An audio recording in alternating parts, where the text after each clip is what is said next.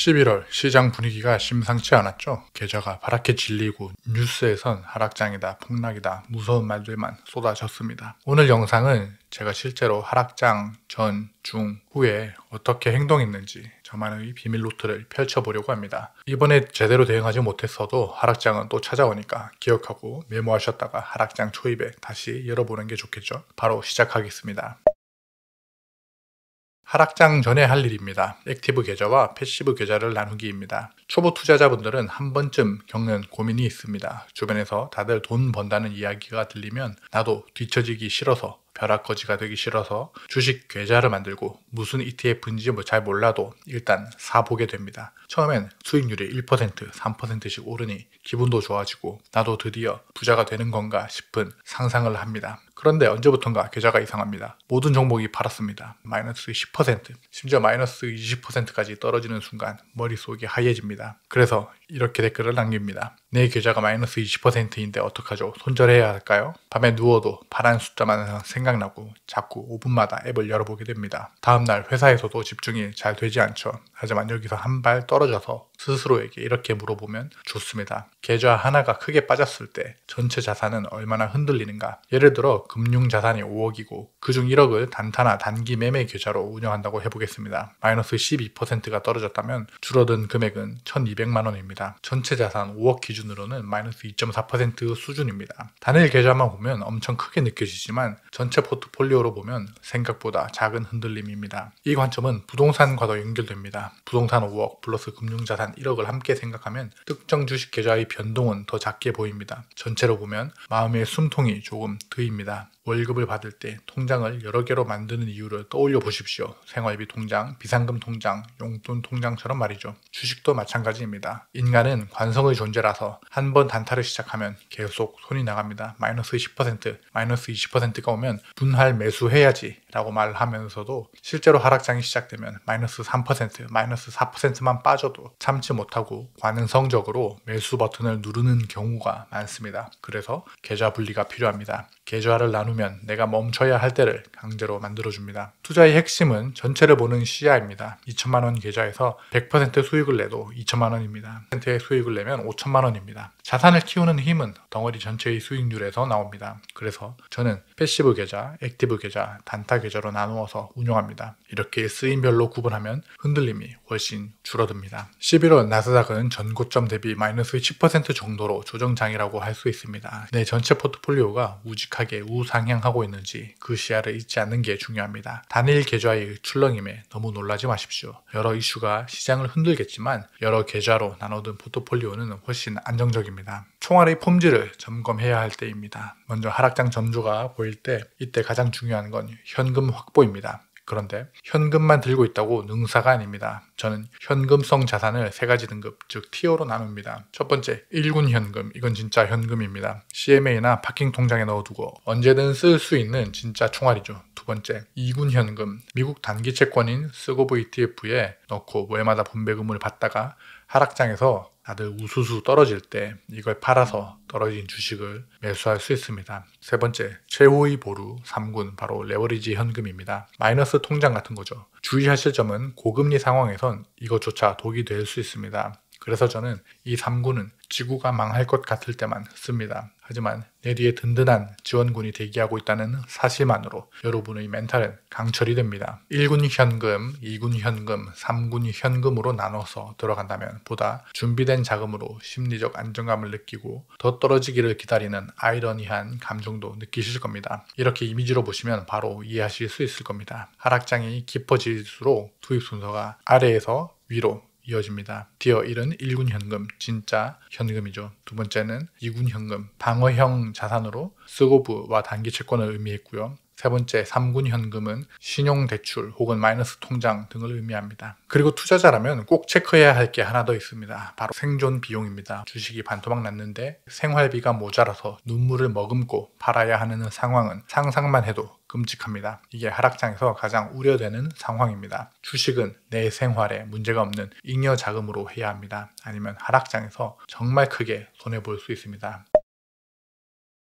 챕터 두 번째입니다. 하락장 중에 해야 할 일이 있습니다. 자, 마이너스 10% 떨어집니다. 진짜 폭락이 시작됩니다. 빅스 공포 지수가 치솟습니다. 이때 우왕좌왕하면 끝입니다. 우리는 기계가 되어야 합니다. 하락장에선 무조건 분할 매수 기계가 되어야 합니다. 분할 매수는 두 가지 방법이 있습니다. 동일 금액 매수 방식이 있고요. 하락이 깊어질수록 투입 금액을 키우는 피라미드 분할 매수 방식이 있습니다. 자, 이미지로 보시면 보다 이해가 편하실 겁니다. 왼쪽 A가 동일 금액 분할 매수 방식입니다. 하락장에선 떨어질 때마다 100만원씩 동일한 금액을 투입합니다. 오른쪽 B가 피라미드 분할 매수 방식입니다. 처음 마이너스 10%에선 50만원, 150만원, 300만원 이렇게 갈수록 투입 비중을 늘려가는 거죠. 동일 금액 분할 매수 방식은 얕은 조정장에선 유리하지만 깊은 하락장엔 평단가 낮추는 효과가 상대적으로 적습니다. 반대로 피라미드 분할 매수 방식은 깊은 폭락장에선 유리합니다. 갈수록 많은 금액을 넣으니까요. 다만 공포를 이겨서 역으로 베팅해야 한다는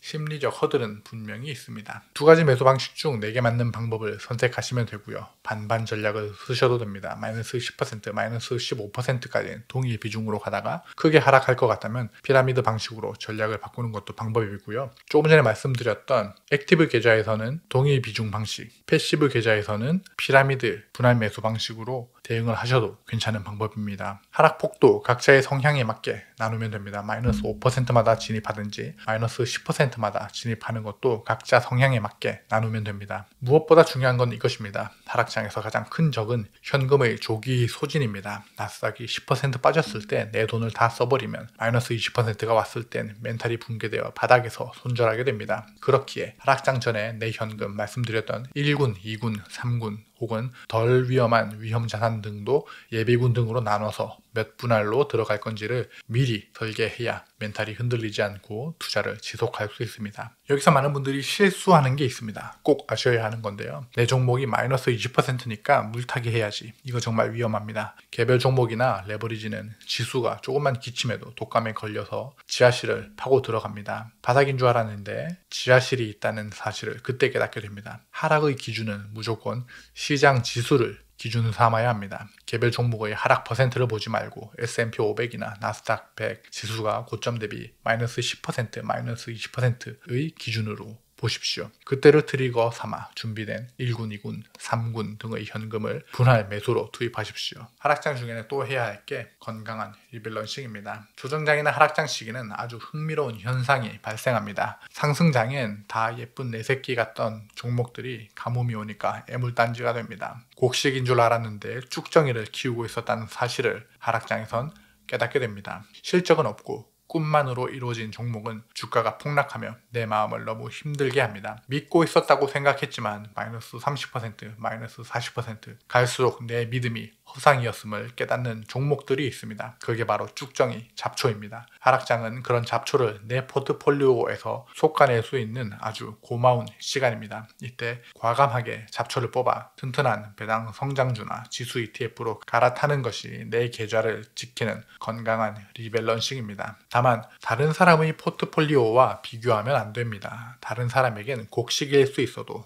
나에겐 쭉정이일 수 있습니다. 이건 각자의 자산 현황, 현금 흐름, 포트 구성, 위험 감내성, 투자 성향에 따라 같은 주식이라도 다른 감정을 느끼기 때문입니다. 그렇기에 하락장을 내 투자 성향 파악의 기회로 리밸런싱으로 건강한 포트폴리오를 되찾는 시기로 활용하십시오. 하락장 중에 해야 할 일은 손익 통산으로 양도세를 절세하기입니다. 세금으로 내 계좌를 2번 죽이지 마십시오. 예를 들어 볼까요? 올해 1월부터 10월까지 장이 뜨거웠습니다. 이때 5억 원의 실현 수익을 벌었다고 가정해 봅시다. 그런데 문제는 이번 11월입니다. 11월부터 시작된 폭락장 12월까지 계속된다고 생각을 해봅시다. 보유 중인 종목들이 와르르 무너져 평가 손실이 마이너스 6억 원이 찍힌 겁니다. 자, 여기서 계산기를 두드려 봅시다. 내 수익은 5억을 벌었지만 6억을 까먹으니 결과적으로 마이너스 1억 원 손해를 본 상태입니다. 내 돈 1억이 사라진 거죠. 그런데 국세청은 내 사정을 봐줄까요? 봐주지 않습니다. 여기서 두 가지 갈림길이 나옵니다. 이걸 보시고 행동할지 말지를 결정하십시오. 첫 번째는 아무것도 안 하고 멍하니 있었을 때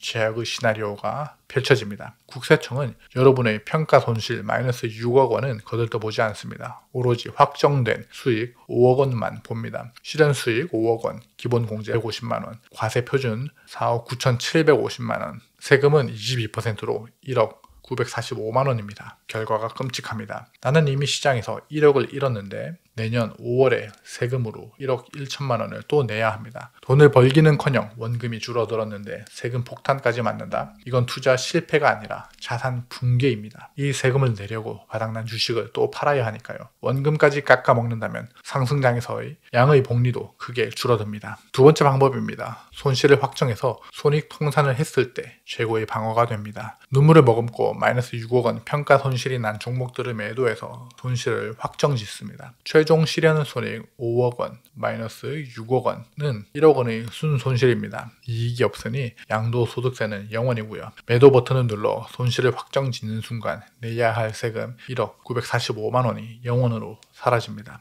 앉은 자리에서 약 1억 1천만 원을 번 것과 같습니다. 이 1억 원은 고스란히 내 계좌에 남아 복리의 스노우볼을 굴리는 종잣돈이 되어줄 겁니다. 이렇게 이야기하실 수도 있습니다. 손실을 확정하면 내 주식 수량이 줄어들잖아요. 걱정하지 마십시오. 매도해서 마이너스 6억 손실을 확정해서 세금 1억 1천만 원을 세이브해서 0원으로 만들고요. 곧바로 다시 매수하면 됩니다. 이렇게 하면 내 보유 수량은 그대로 유지하면서 국세청에 낼 세금만 합법적으로 없앨 수 있습니다. 물론 매매 수수료는 좀 들겠지만 1억 원 아끼는데 그 정도는 기꺼이 낼 수 있겠죠. 저도 이번 하락장에선 앱을 켜서 저희 양도소득세 시뮬레이션을 확인해 봤습니다. 미래에셋에선 양도소득세가 400만 원, 메리츠에서는 예상 양도소득액이 2,500만 원, 토스증권에서는 양도세가 없다고 하네요. 각각 증권사마다 양도소득세를 계산하는 게 아니라 미래에셋, 메리츠, 토스증권 등 다 합쳐서 한 번에 양도소득세를 계산하셔야 합니다. 그리고 주의사항이 또 있는데요. 12월 31일에 매도하시면 안 됩니다. 늦어도 12월 26일에서 27일까지는 매도를 끝내셔야 올해의 손실로 인정됩니다. 하락장은 억울하지만 우리가 어떻게 할 수 있는 게 아닙니다. 그러나 세금은 일부 조절할 수 있습니다. 지금 당장 내 계좌의 실현 수익과 평가 손실을 계산해 보십시오. 해가 바뀌기 전 내 계좌의 마이너스를 확정지어서 올해 내야 할 세금을 0원으로 만드는 것이 합법적이고 현명한 절세 전략입니다. 그리고 해외 주식 하시는 분들은 환차손도 기억하셔야 합니다. 일반적으로 예금에서 발생한 환차액은 기타 소득으로 분류되어 과세 대상에서 제외됩니다. 단순히 원화를 달러로 바꿨다가 환율 상승 후 원화로 환전했을 때의 이익은 세금이 없지만 주식 매매상에서 환율 차익은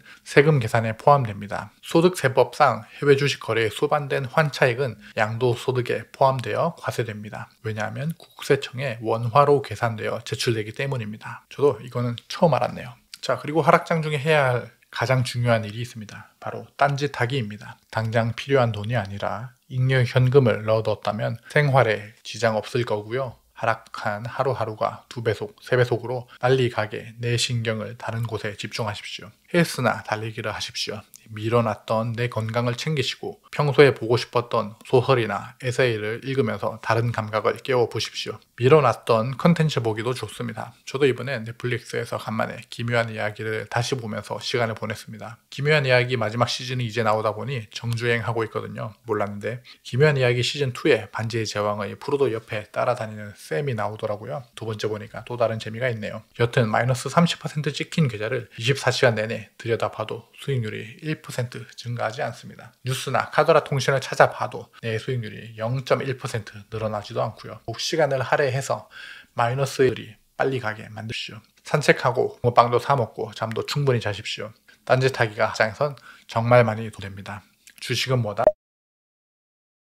이제 하락장의 중후반입니다. 하락이 멈추고 바닥을 다지는 구간, 이때 커브드콜에 투자하시는 분들은 정말 많이 고민하셔야 합니다. 하락장 중후반에는 커브드콜 ETF는 가급적 탈출해야 합니다. 커브드콜 특성상 상승분을 다 따라가지 못합니다. 이때는 커브드콜을 매도하고 성장주로 갈아타야 합니다. 상승분은 놓치고 몇 번의 하락장을 거치면 원금도 줄어들고 분배금도 줄어들어 늪에 빠진 모양새가 될 수 있습니다. 생활비가 커버되는 선에서 커브드콜의 기초지수에 투자하고 상승분을 먹은 다음 다시 커브드콜에 들어가는 방법이 있습니다. QYLD를 예로 들면 상승장에선 적게 오르고 하락장에서는 같이 떨어진다면 다음 상승에선 기초지수만큼 오르지 못하다 보니 점차 우하향적인 차트를 그리게 됩니다. 하지만 반대로 생각하면 오히려 커브드콜 진입의 적기일 수도 있습니다. 이미 주가는 많이 떨어져서 원금 손실 위험은 낮아졌고 시장의 변동성과 공포감으로 인해 옵션 프리미엄은 비싸져서 분배금은 많이 나옵니다. 현금 흐름이 중요한 은퇴자분들에겐 기회가 될 수 있는 거죠. QYLD 이건 1세대 커버드 콜이니까 그렇지 2세대, 3세대는 아니라고 얘기하시는 분들도 있을 텐데요. 대표적인 2세대 커버드 콜인 제피의 5년 PI 수익률은 3.89%입니다.